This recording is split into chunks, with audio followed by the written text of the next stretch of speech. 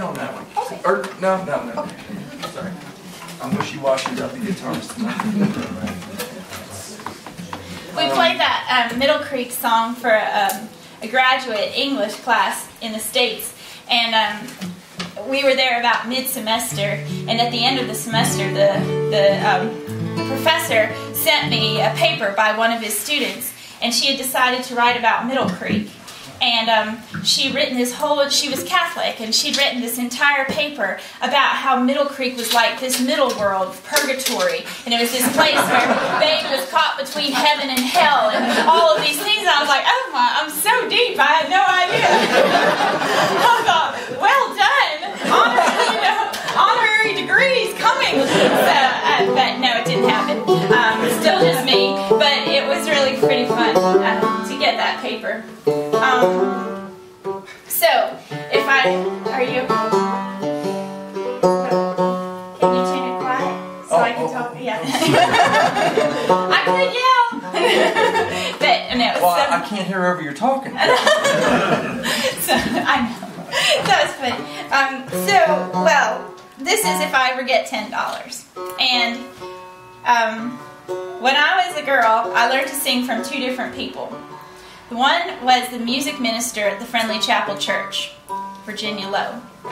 And the other person was my dad.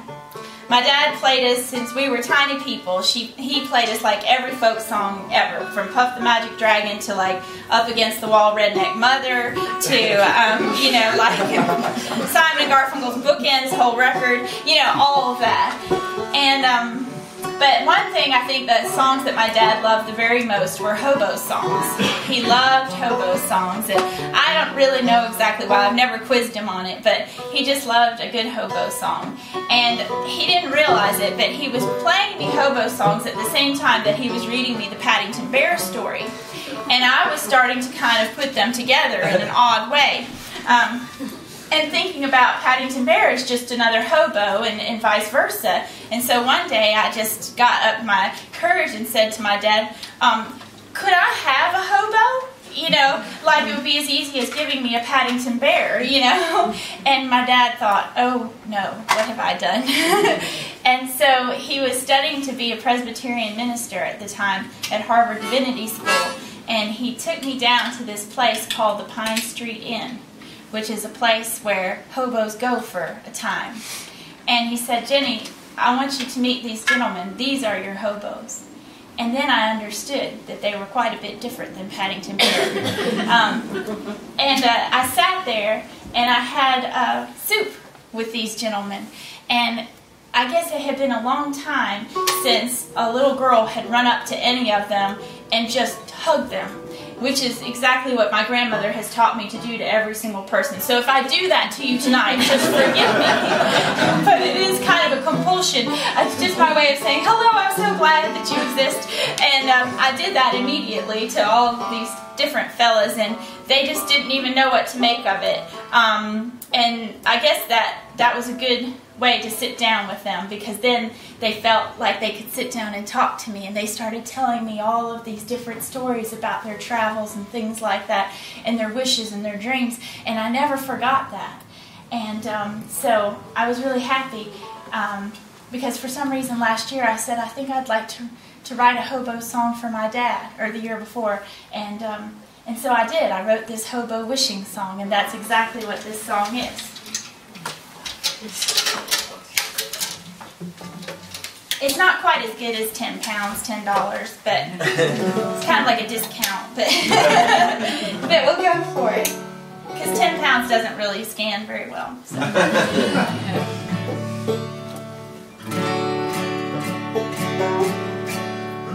All right.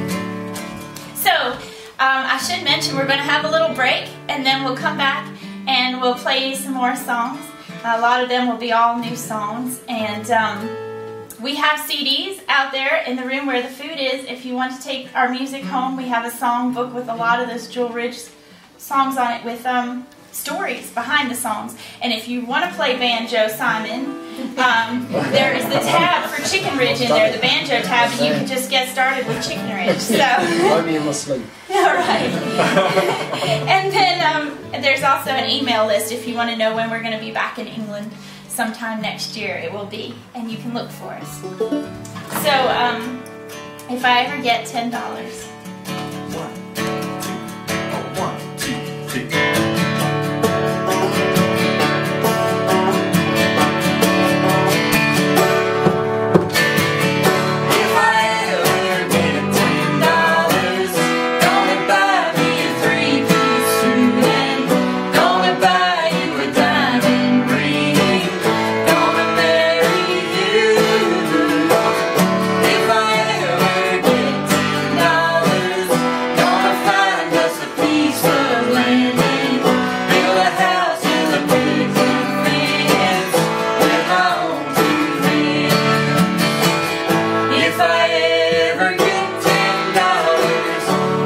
Quit this railway car and hang up my walking shoes and stay right where you are.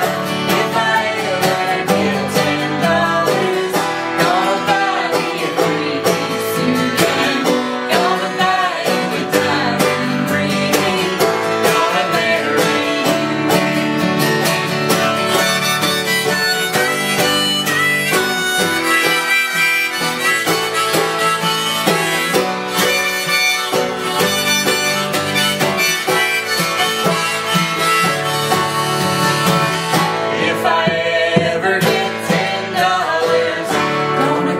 this railway car and hang up my walking shoes.